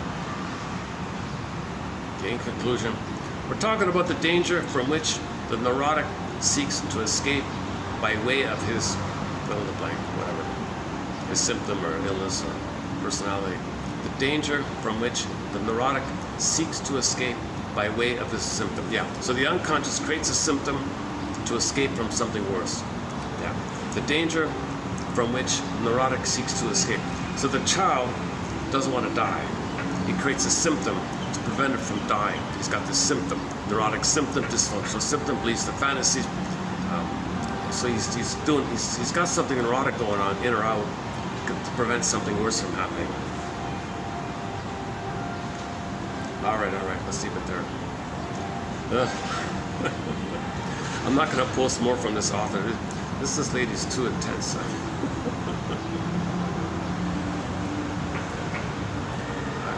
And the person who endorsed it, I really avoid that character immensely.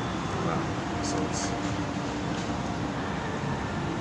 he's part of the perversion of the translation of the. So Freud's writings, Freud wrote in German, but most people don't speak German.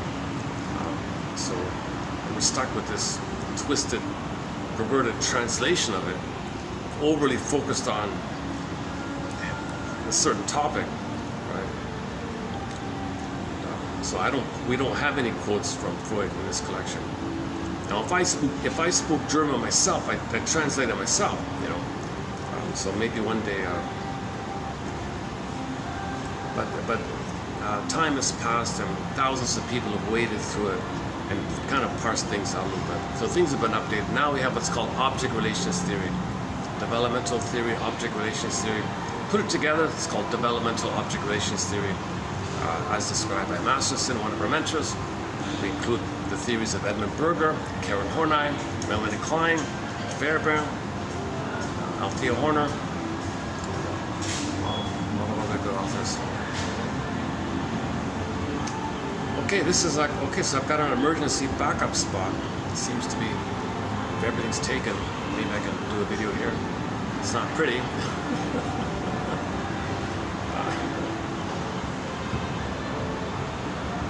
This floor is open because there's one shop open. The nighttime, there's a nighttime thing. I think it's closed over there. There's some kind of businesses on the floor above. It just so happens that this floor only has one shop open. The elevator's just beside me there. Man, oh man, there's been a lot of increase in noises where I am. I'm kind of freaking out. I'm kind of I want to keep posting the quotes. If I'm feeling refreshed, if I'm in a good mood, I want to post the quotes for sure. If I'm feeling a little tired or fatigued, I'll still put out the quotes. You never know which quotes are the best ones. Sometimes quotes lead to better things. Sometimes there's confusion. You put it aside, you come back to it, then it makes sense, like a delayed onset. Like this thing here, it's clouded to me. Maybe a year later, I'll come back to it. Oh, okay, you know, that kind of thing. Radio Garden. Let's go to Radio Garden. Let's not linger on here. Yeah, let's try that. The Congo, the second largest city in the Congo. What's it called again? Lulam something. Lulam.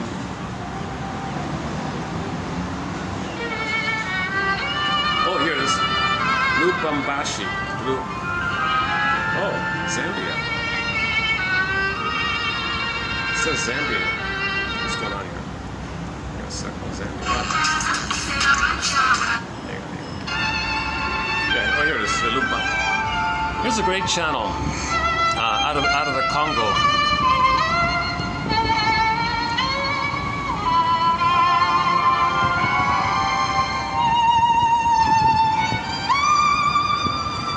So good. Their selections are good. They played the pan flute before. They played some nice baroque before, and like nice classical tune before. This one's okay.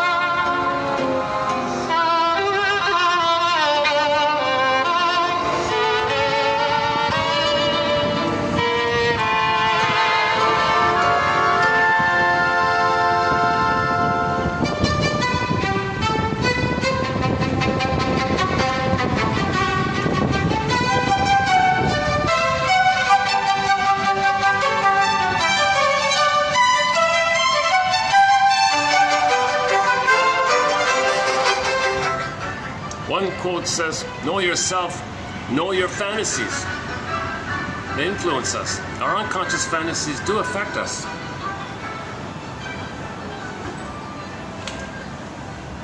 That's the hardest thing about all this. I don't get it myself, really. Know your unconscious fantasies and how they're affecting you. It's based on old constructs, old beliefs, old experiences, and the whole fantasy world. This whole fantasy world is like the dream world. and it's trying to work through. It's trying to figure things out. It needs your conscious cooperation. If you're conscious, then things can update. If you're not conscious, you're spinning around like that. So that's why we're going to make things conscious. And a good clue to this is if you're a little aware about something and try it out in the day, then maybe the unconscious can work something through. Try to feel what you couldn't have felt, know what you could have known, bring some theme to your attention, bring some relationship dynamic to your attention. So it brings it up to you. If you show something in your daytime about it, that means you can maybe handle it, so to speak. So it'll bring it up to you. It'll reveal it to you in what you remember when you wake up in the morning. So you take your notes, write down your notes like that. In the morning, have a pencil and paper on your bedstand like that, and just write whatever you can. And then, and notice that it's trying to reveal to you some kind of theme, some kind of recurring issue. Maybe imagine it asking you a question. Notice, give the dream a title, maybe, give things like that. So and then pre-associate. What does this remind me of? What does it suggest to me? Pre-association, sentence completion. This dream's about. Let's see what pops up. This dream is about. That thing you remember in the dream. This is about. Just see if something comes up. Now, you always got to remember that when you wake up, there's no time in the dream world, in the unconscious world. So things come to you in the form of condensations. Because there's no time, they can pull from any time to pull something in one seam. So in one seam, you can have something from your childhood, something from a month ago, something from the night before, the day before, all in one little moment. Now, a feeling to one person could be dispersed onto another person. So you got to keep these things kind of in mind like that. So it's trying to work it through. It's trying to work it through the process. It's trying to get you to accept that you can feel what you couldn't have felt. It's trying to get you back into your body. It's trying to heal you. Dreams are healing. They're letters from your soul. If your soul sends you a letter, don't you want to receive it? Asks John A. Sanford. When I say the name John A. Sanford, I mean the guy who wrote Dreams and Healing and Wholeness, Invisible Partners, etc. etc. One guy calls it a report card. Here's a report card from your soul telling you what's going on. Here's a report card. Lou Bambashi. I just found it yesterday. It's pretty good. Eh? Lou Bambashi.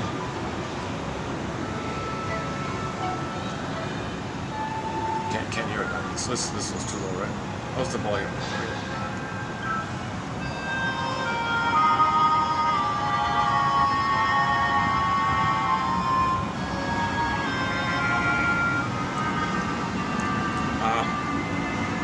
I've had a lot of good luck finding great songs scrolling to Indonesia, Malaysia, Turkey, Greece, and Italy in particular.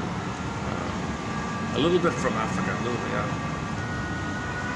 They don't have too many dots in Africa. they're kind of still developing that. Yeah, I saw a lecture from a professor guy. He was commenting on somebody bragging that the country is plundered and pillaged and all that. And it was done via one of their, somebody they propped up. He caused a lot of harm and all this. And they thought, aren't we great? We plundered this country, destroyed the planet for a quick buck, and all suffering, that we got all this goodies like it. And he said, you're missing it. You're missing it. We'd all be better off. Everybody would be better off if there's a development for all. Basic needs met for all. This suffering, all this suffering, so you get a little benefit for the moment.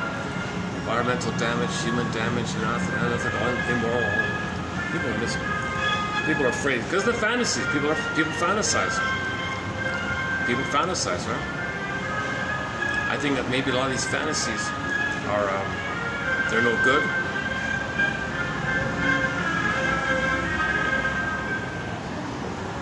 So they project it and say they're no good. So heal your fantasies, know your fantasies. So Heraclitus said, one earth, one family. common sense, piece of cake, really. But the problem is, or the challenge is, when people sleep at night, everybody enters into their own dream world, right? That's unique for everybody. But you wake up in the reality in the present world, okay, one family, one earth. But when there's trauma, what's in the dream world, the unconscious gets projected. Those fantasies get projected. We see, distort the present based on what's in there. Now more trauma, more projection, more distortion, more misunderstandings, all this kind of problems. So we got to heal and feel again. Then we don't have too much. You don't want too much in the bag like that. You don't want too much repression like that. More repression, more projection, more distortion, and you project to not feel the pain of what's repressed. So you gotta find some way to allow yourself to find yourself, find yourself. Know yourself, find yourself.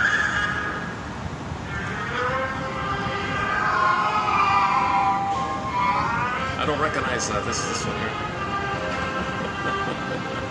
Probably so. I'm sure it's a famous composer.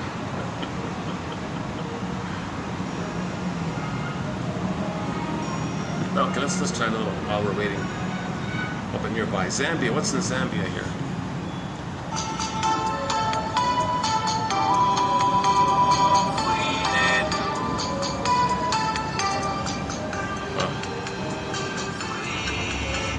Right. Another Zambia one. Failed to load. Okay, next one. Another Zambia one. Okay. Chingola, over here.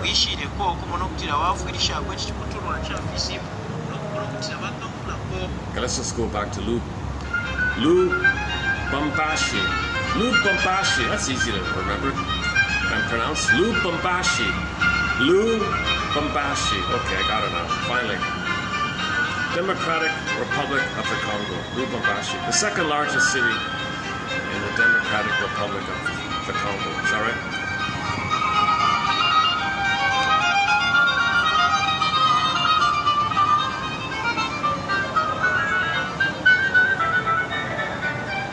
So if we heal ourselves, like Heraclitus said, we'll operate as one family on our one earth like that. Oh, you hear it, eh? There's the discotheque. There's a discotheque here. Oh, it is open. Let's see. What time is it? Oh, good timing. Oh, it's 6 o'clock. Oh, they just started. Okay, I thought it was closed. I see it. I get it. Yeah, okay. This discotheque takes up most of the floor. That's why the other shops aren't here. What a difference, eh? This techno thumping versus this nice classical music. Eh?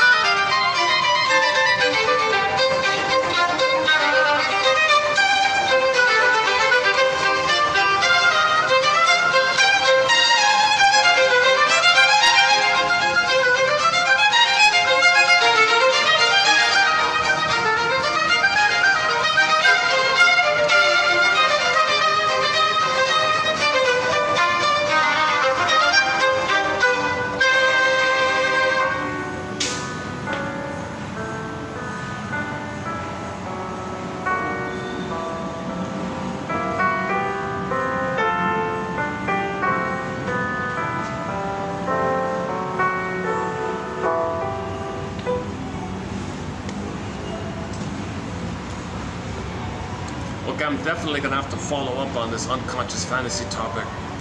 That's maybe there's another way to approach it or something. Do our unconscious fantasies affect us? Is it like a motivator? Does it push us in some way, these fantasies?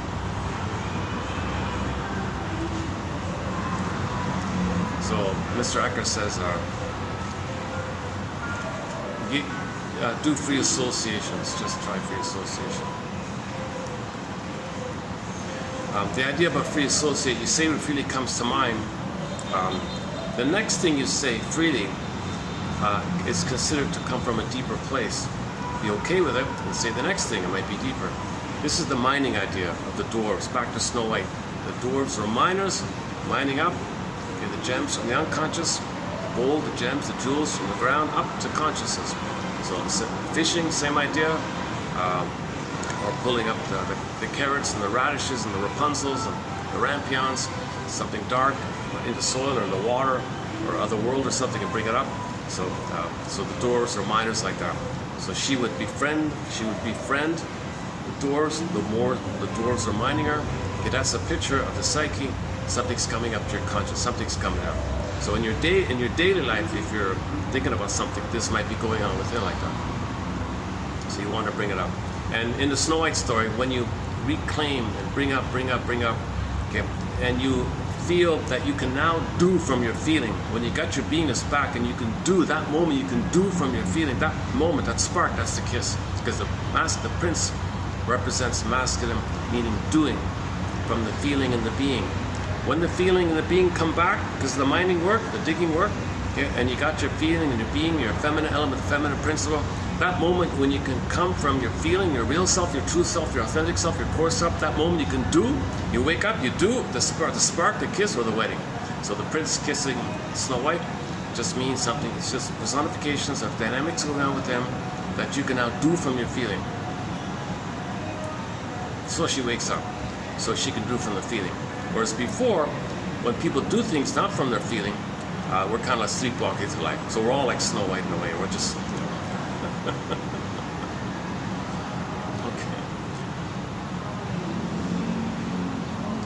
Oh, I can hear it. My goodness. I guess people just want to like escape. Like they create so much pain. You create so much pain. It distracts you. Pain distract, lose sense of time, and you escape from whatever your daily problems are, I guess. Is that what they're doing? We have no quotes on the psychology of techno thumping.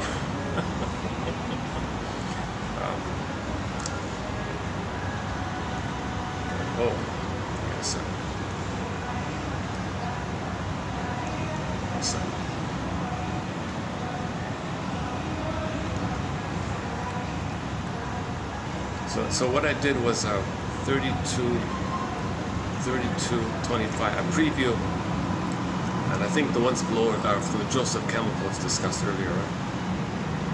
Yeah, Joseph Campbell, just before he passed away, he did a 6-hour interview with an interviewer called the Bill Moyers interview or something. Good stuff in there, excellent 6 hours. That's some of his best material. Talks a lot about mythology as code for psychology. You know. Let's not get into that today.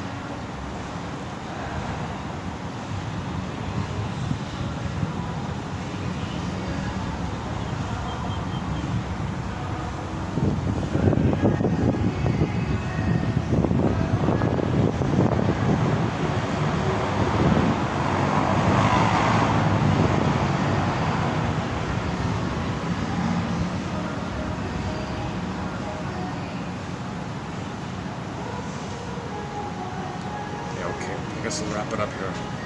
I wish I had some fun thing to end up this video with. Not one of my better. No, let's not say it like that. There have been some excellent videos lately. I think overall there's been a lot of good videos. On occasion, like today, I'll be sluggish and not have really excellent material. Today's an example of it.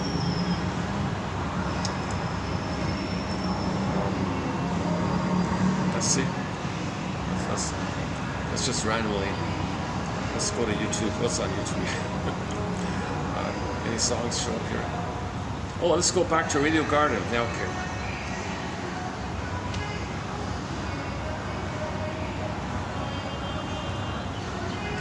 Oh, by the way,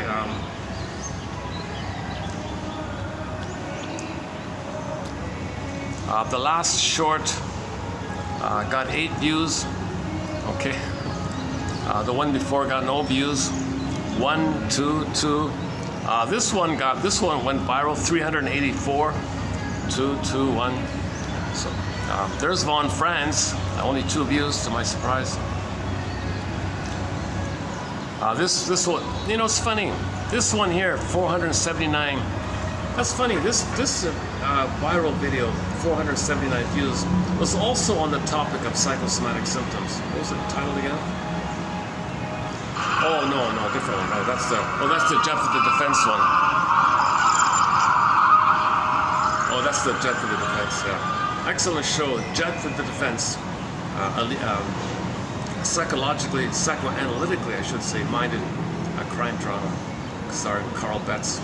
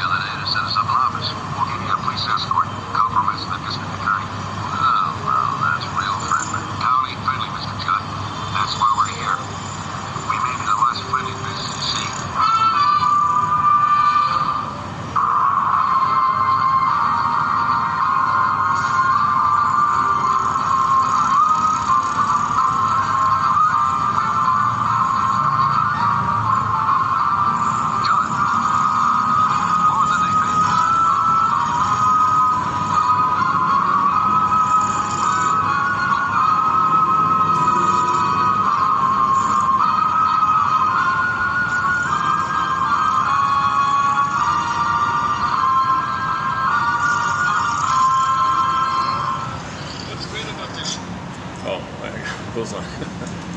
Yeah, it's what's great about this show. Yeah,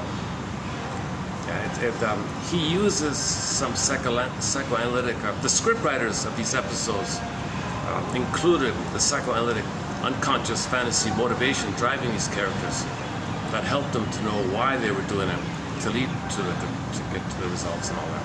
So psychoanalysis helped him solve the cases. Unfortunately, there's no DVD, only a handful of episodes available on YouTube.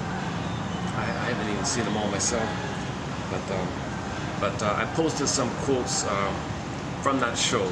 If you type in Judd in the channel here, you'll get those quotes, I think. Yeah. Or better yet, get the collection. It's easier that way, the file. 1001 Windmills of the Mind. It's got about 10,000 short pages, not like full pages. Digital pages, I don't know. Depends on the spacing, the format. My version of it shows 10,000 pages. Excellent quotes, like go on about it. But,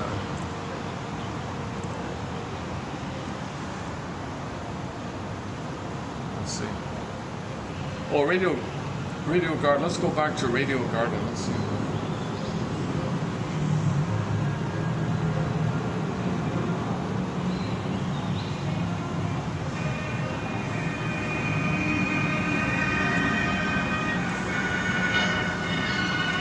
Okay, let's just randomly try something else. What's this? Let's go. Oh, South Africa. Okay, let's try here.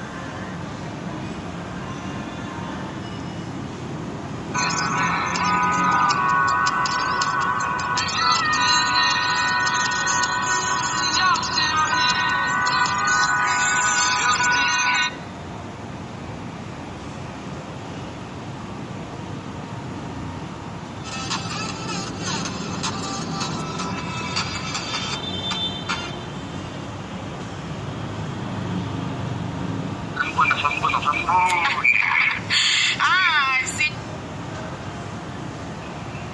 In the weight of questions I couldn't control.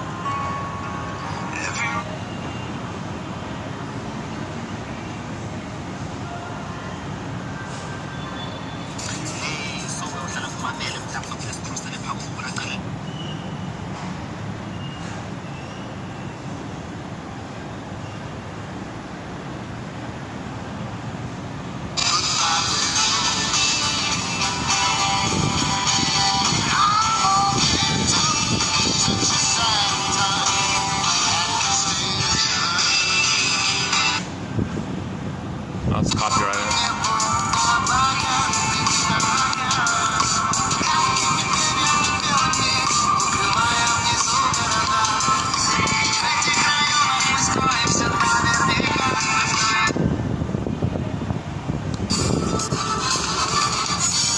Mai viduasis Hollywood piteiltumas.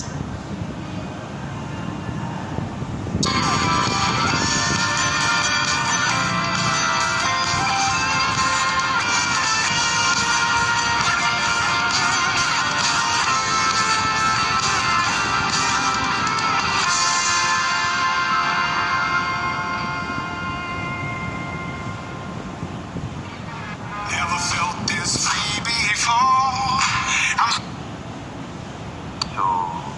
Más allá de que aquí el norte del sur por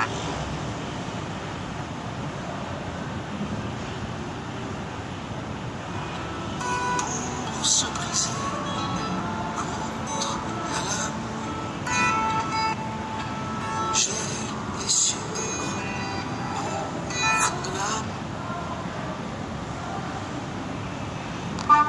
Jak ma ci się upiec, to Allegro już.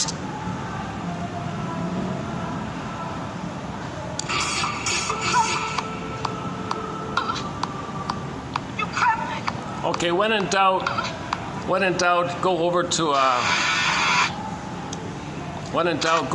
Turkey. You'll get some Greece or Turkey.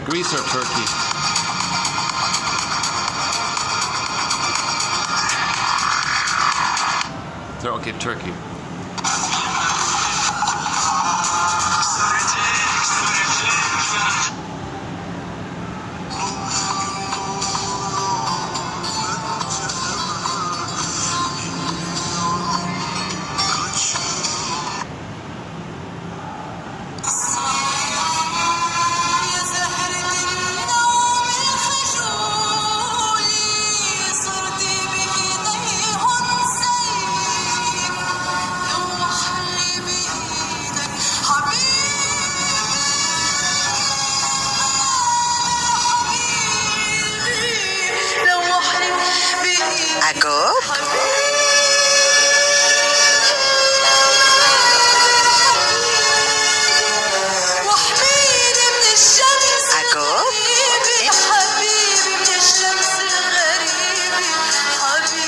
تعرفوا الناس شو بدها؟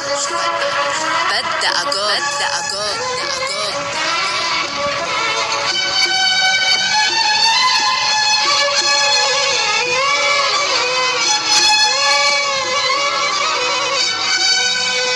Okay, let's just wrap it up here for today. Metaphors be with you. Metaphors be with you.